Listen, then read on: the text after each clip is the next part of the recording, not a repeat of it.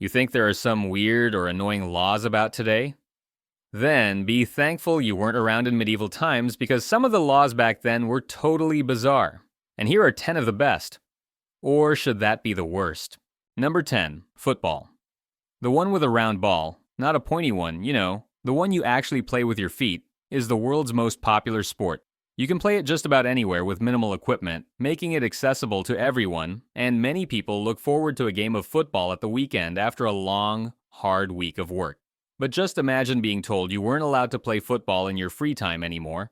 And that's exactly the situation medieval peasants in England found themselves in from the early 14th century. Back then, the game was a bit different. It often involved unlimited numbers of players competing against teams from neighboring villages. The ball was an inflated pig's bladder, and the aim was to kick it through the streets towards goals that could be a mile apart. Players were tough too, and the original version was a violent sport with almost no rules.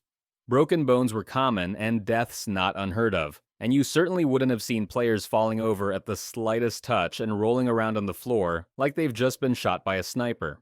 But due to the ruckus caused by these games, the first football ban was enacted in London under Edward II in 1314, and anyone caught playing football faced a stint in prison. Not exactly an attractive proposition back then.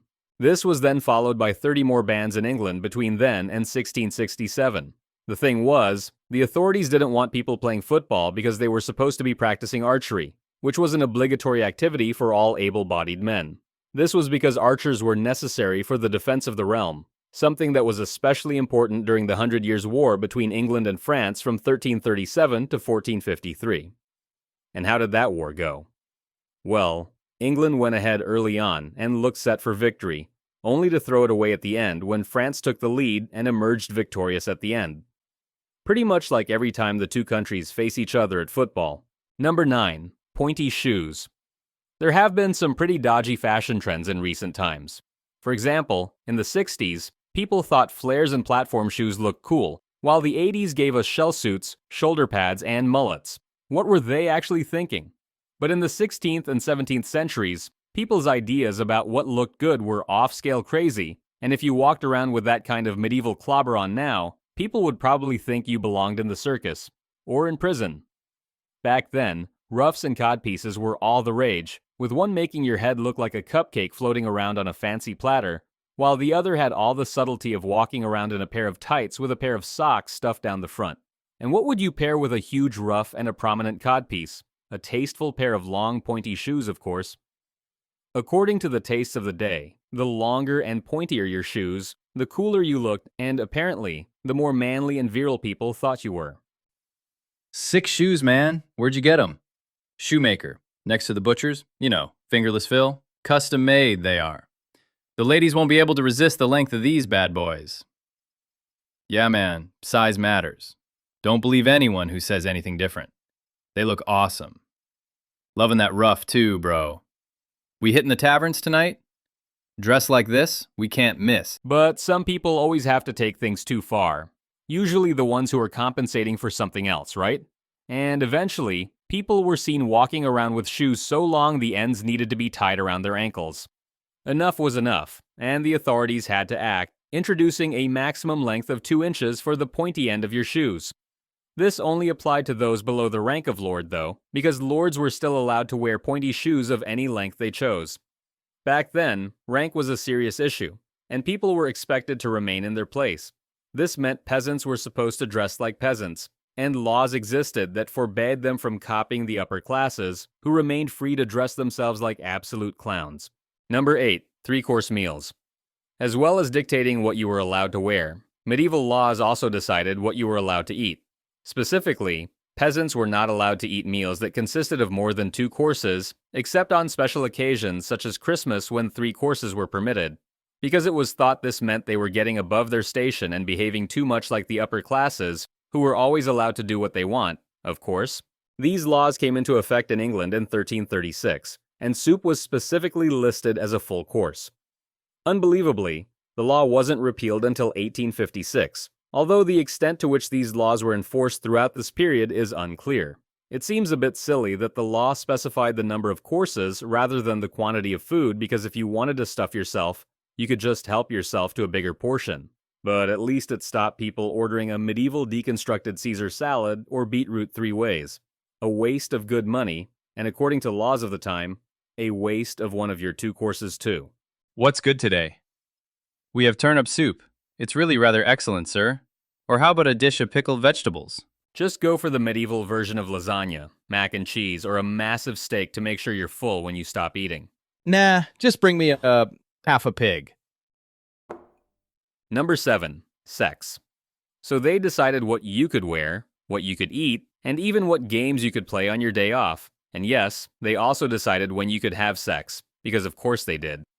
In the medieval period, Thursdays and Fridays were off limits because you were supposed to be getting ready for Holy Communion on those days. Although quite why they needed 2 full days for this and why fitting in a quick spot of nookie would have any effect is not so clear. Sunday was also no time for getting jiggy because that's the Lord's Day, obviously. But you also weren't allowed any action during Lent, the 35 days before Christmas, and the period of Pentecost. Hey, babe. You want to, you know? You're such a tease, but you know we can't right now. We have to wait until after Christmas. How long's that? So basically, you needed to keep track of the date and be ready to play whenever a day when you actually were allowed to go came round. Because otherwise you risked remaining all pent up and climbing the walls until the next acceptable date arrived. Well, the next available day is the Monday after Christmas. That's another 3.5 weeks. Nowadays, at least you can pass your time watching videos on YouTube if you're unlucky in love, so while you're here, give us a quick like and a subscribe to make sure you don't miss any content. And don't worry, you can always watch them later if you do have a date. Now, where were we? Number 6. Asking the master's permission to marry. So medieval rules determined when you were allowed to have sex, and society also expected you to be married before sharing a bed. And there were strict laws and punishments for sex outside of wedlock for those who couldn't wait. But this being the medieval period, you probably won't be surprised to learn that there were also rules governing who you were allowed to marry, and who decided who you were allowed to marry to. Under the feudal system, serfs were bound to the land they worked and swore fealty to the lord of the manor. They weren't technically slaves, but if the lord sold some land, the serfs who worked the land came with it as part of the deal, and serfs also had to ask the lord's permission to get married. There was some logic to this because it was supposed to protect young heirs and widows from being married off for profit by their greedy relatives. However, in practice, women would often have to pay their lord for him to accept their choice of husband, or pay to not have to marry someone their lord had chosen for them. It's hard to imagine this system in today's world, because in most places, people are generally free to marry whoever they fall in love with or otherwise choose. But if you want to picture how it must have been, imagine having to ask your boss's or landlord's permission before you got married. This is exactly the kind of interference in their personal lives medieval peasants had to live with, and it was so normal for them that they just accepted it as the natural order of things and the way the world worked. Number 5. Blowing your nose.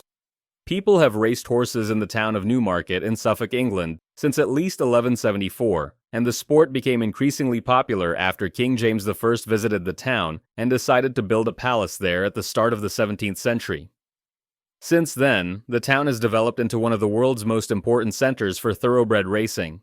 But in the time of King James, they decided that the health of the horses was so important that they needed protecting, and so a law was passed making it illegal to blow your nose outside. They also made it illegal to even go outside if you had so much as a sniffle, and if you had a cold, you were expected to stay home and isolate until you felt better. People also had to wear face masks outside, observe social distancing in public, and only meet in groups of 3 or less. There's also evidence that the concept of working from home dates back to 17th century Newmarket, or maybe that last bit might be just a tiny bit made up. Who knows? Number 4. Entering houses of parliament in armor. In 1313 in England, a law was passed that forbade anyone from entering the Houses of Parliament wearing a suit of armor or carrying a weapon. This was one odd law that kind of made sense at the time because the king of the day, Edward II, had upset most of his nobility and the rest of the population through his unpopular policies, his general behavior, and his ambiguous close friendship with nobleman Piers Gaveston. As a result, he started feeling a bit insecure, so he passed the law to avoid the risk of any kind of uprising or challenge to his power. It didn't do him much good in the end because Edward was eventually deposed and replaced by his son Edward III in 1327. But what doesn't make sense about this law is the fact that it was never repealed, so to this day, it remains illegal to enter the Houses of Parliament in London wearing a suit of armor.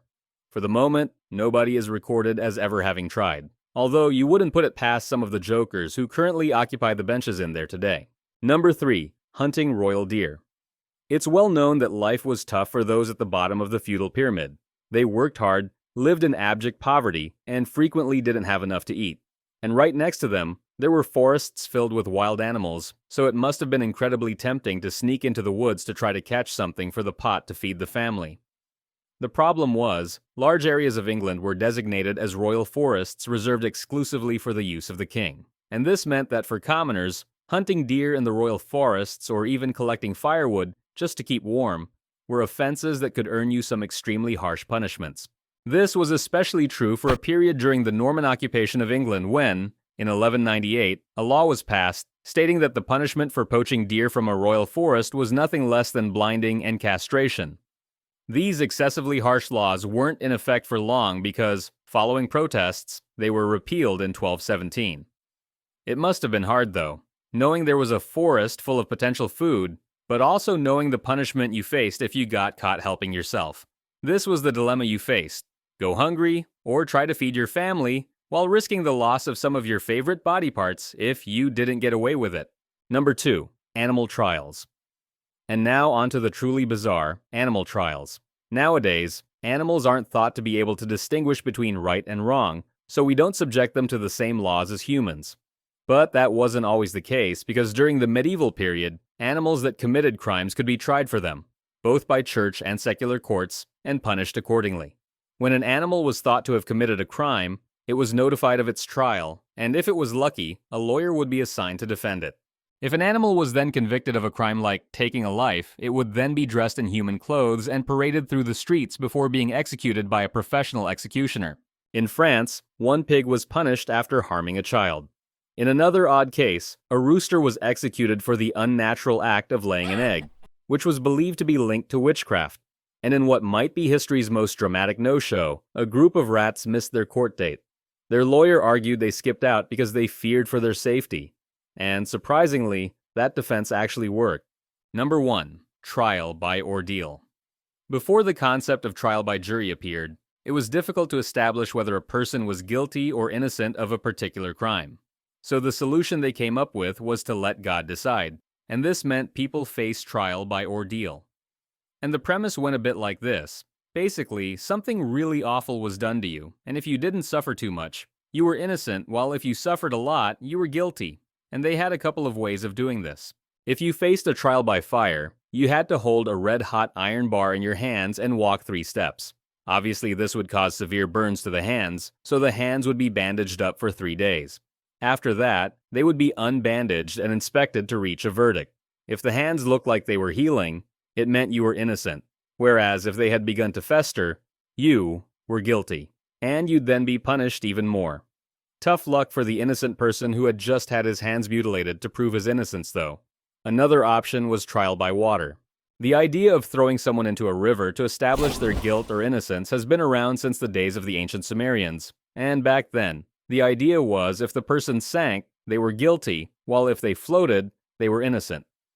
However, in the medieval period, this was swapped around when this ordeal became a popular way of trying suspected witches. According to this practice, it was thought that innocent people would sink while witches would float. The only problem was, if you sank, you had to hope someone could hook you back out of the river, or your reward for being found innocent would be death by drowning. That was probably preferable to the fate that awaited you if you floated, though, because witches were often burnt at the stake, which is widely accepted as being one of the most absolutely horrible ways to die. And bear in mind that those found guilty in this way weren't really witches, because witches aren't actually real. Eventually, trial by jury replaced trial by ordeal, but at first it was thought improper to try someone this way unless they agreed to it first. So how did they get around this? Well, someone came up with the smart idea of crushing people who refused trial by jury until they changed their mind and accepted. Trial by jury? No. Trial by jury? Never. Trial by jury? Are you still there? Come on, answer me! Either that, or they just got crushed to death. Genius. So there we are. Some truly bizarre medieval laws. Which ones do you think are the strangest? Or perhaps you know some even weirder ones? In any case, we'd love to hear your thoughts, so why not let us know in the comments below? And while you're at it, drop us a like and a sub to help support the channel in producing more content for you like this.